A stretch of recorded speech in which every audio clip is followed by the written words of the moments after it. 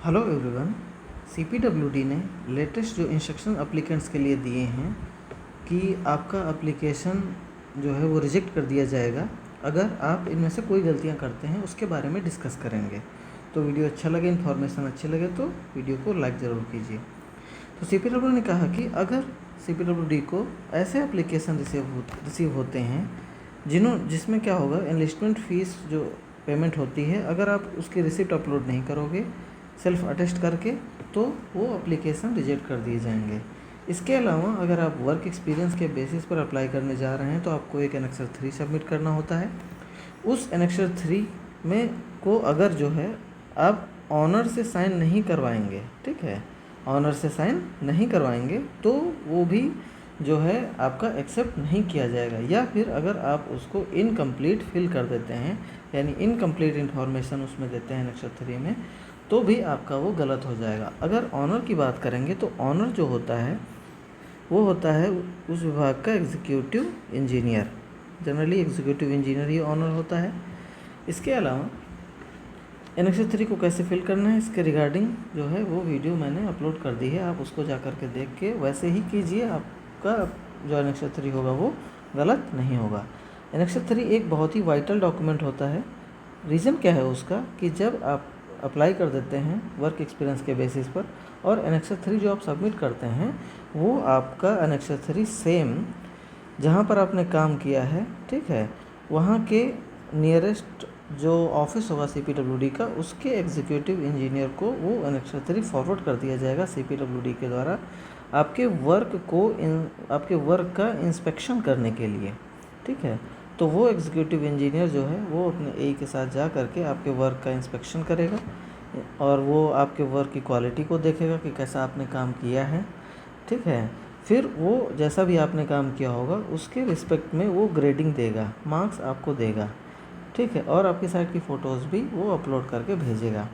ये इंस्पेक्शन का work generally जो है वो 21 दिन के अंदर एग्जीक्यूटिव इंजीनियर को जो है वो करके देना होता है। इसमें आपको भी उनको अप्रोच कर लेना होता है। तो ये जो एनेक्सर 3 होता है ये बहुत ही वाइटल डॉक्यूमेंट हो जाता है। ये बिल्कुल करेक्टली फिल होना चाहिए, ठीक है। वीडियो देखकर करेंगे तो कोई इशू नहीं आएगा, वो दिक्कत नहीं आएगी। इसके अलावा सबसे और ज़्यादा इम्पॉर्टेंट डॉक्यूमेंट में आता है annexure V1, V2 and V3। जो एनेक्सर V1 होता है ये होता है बैंकर सर्टिफिकेट। जब आप वर्क एक्सपीरियंस के बेसिस पर करने के लिए जाते हैं तो आपको एक बैंकर सर्टिफिकेट बनवाना होता है। बैंकर सर्टिफिकेट जो बनता है वो बैंक के लेटर हेड पर बनता है। इसको भी कैसे फिल करना है वो हमने वीडियो बना दिया है, आप उसको देख करके उसको फिल करके आप सेम एज इट इज़ बनवा लेंगे तो कोई दिक्कत नहीं आएगी। जो V2 होता है V2 कह सकते हैं या 5-2 कह सकते हैं, ठीक है। जो ये होता है फॉर्मेट, ये होता है एनुअल टर्नओवर सर्टिफिकेट का, ठीक है, एनुअल टर्नओवर सर्टिफिकेट। ये आपको जो एनुअल टर्नओवर सर्टिफिकेट होता है ये आपको सीए के लेटर हेड पर बनवाना होता है। एनुअल टर्नओवर सर्टिफिकेट का जो अमाउंट होता है वो डिफरेंट क्लास के लिए डिफरेंट होता है।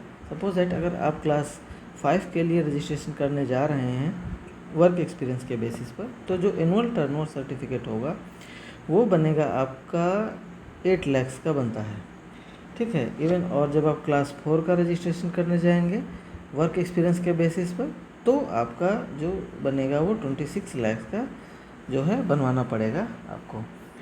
तो ये भी कैसे बनाना है इसका भी वीडियो हमने अपने चैनल पर अपलोड कर दिया है। सेम एज इट इज़ वैसे ही बनाइए, गलत नहीं होगा, क्योंकि अगर एक बार गलत हो जाएगा तो फिर क्वेरी आ जाएगी, फिर आप उस क्वेरी का रिप्लाई करेंगे, फिर आपके 15-20 दिन या 1 महीने या उससे भी ज़्यादा कभी कभी क्या होता है कि लग जाते हैं और आपका रजिस्ट्रेशन जो है वो डिले हो जाता है इन सभी कमियों की वजह से।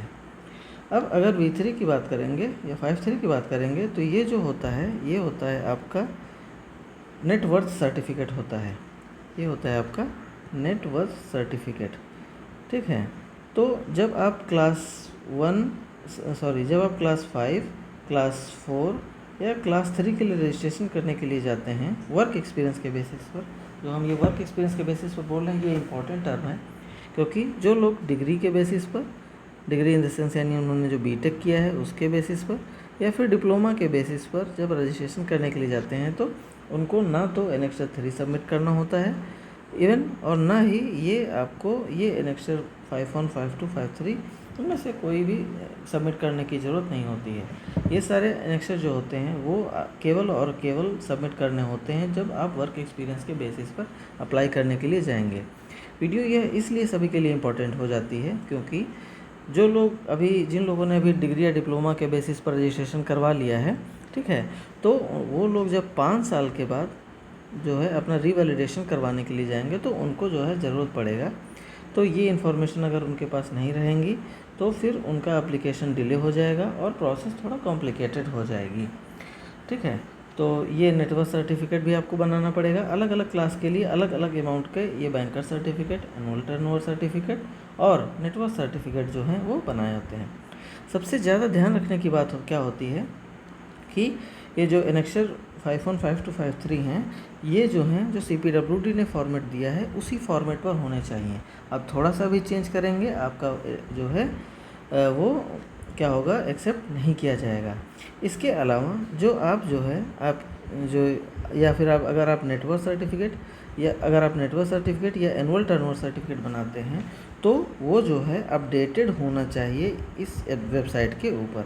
यानी कि ऐसा नहीं कि जो CA है, क्योंकि ये दोनों CA के लेटर हेड पर बनते हैं, और ऐसा नहीं कि जो CA हो वो कुछ भी एक अपने लेटर हेड पर बना करके आपको दे देगा और वो एक्सेप्ट हो जाएगा, तो ऐसा नहीं है। ये वेरीफाई होता है, ठीक है। और ये udin.ici.org इसकी वेबसाइट पर ये दोनों एनुअल टर्नओवर सर्टिफिकेट और नेटवर्क सर्टिफिकेट जो हैं वो दोनों अपडेट होने चाहिए। अगर नहीं अपडेट होंगे तो भी आपका एप्लीकेशन क्या हो जाएगा, वो रिजेक्ट हो जाएगा। इसके अलावा अगर आगे देखेंगे तो जो एप्लीकेशन विल बी प्रोवाइडेड, सभी लोगों को जो है एक अपॉर्चुनिटी दी जाएगी अपना जो क्लैरिफिकेशन देने के लिए। सपोज दैट जब आप अप्लाई कर देते हैं, अप्लाई करने के बाद जब आपके डॉक्यूमेंट्स की स्क्रूटनी की जाती है यानी चेकिंग होती है, उसके बाद क्या होता है कि अगर आपके डॉक्यूमेंट्स में कोई कमी पाई जाती है तो आपको एक अपॉर्चुनिटी दी जाती है उन कमियों को दूर करने के लिए, ठीक है। और जो समय दिया जाता है वो 15 डेज़ का दिया जाता है उन प्रॉब्लम्स को या उन पेपर्स की उन कमियों को दूर करने के लिए। अगर इन 15 डेज़ के भीतर आप रिप्लाई नहीं करते हैं, ठीक है, तो जो मेंबर सेक्रेटरी होते हैं वो क्या करते हैं, आपके एप्लीकेशन को रिजेक्ट कर देते हैं और एक लेटर ऑफ रिजेक्शन आपको दे दिया जाता है। इसीलिए क्या होता है कि जब आप हमारे चैनल के वीडियोस देख करके अप्लाई करेंगे तो आपके डॉक्यूमेंट्स गलत नहीं होंगे, आप जो है परेशानी से बच जाएंगे। तो जब भी आप अप्लाई करें बिल्कुल प्रिसाइजली अच्छे से डॉक्यूमेंट रेडी करके करें। कभी कभी क्या होता है कि अगर आप डिग्री या डिप्लोमा के बेसिस पर जब अप्लाई करने के लिए जाते हैं तो आप सेल्फ अटेस्टेड डॉक्यूमेंट को नहीं करते हैं, यानी सेल्फ अटेस्टेड लिख करके आपको साइन करना होता है, ठीक है। अगर आप जो है ऐसा नहीं करते हैं तब भी वो डॉक्यूमेंट क्या हो जाता है, रिजेक्ट हो जाता है। तो आपको सभी डॉक्यूमेंट पर अपने साइन जो है वो करने होते हैं। अगर आप वर्क एक्सपीरियंस के बेसिस पर करने के लिए जा रहे हैं तो आपको अपने कंपनी की जो स्टैम्प होगा उसको लगा करके आपको सारे पेपर पर साइन करना होगा। तो होप सो आप लोगों को सेशन अच्छा लगा होगा। अच्छा लगा हो तो वीडियो को लाइक एंड चैनल को सब्सक्राइब जरूर करें। Thank you.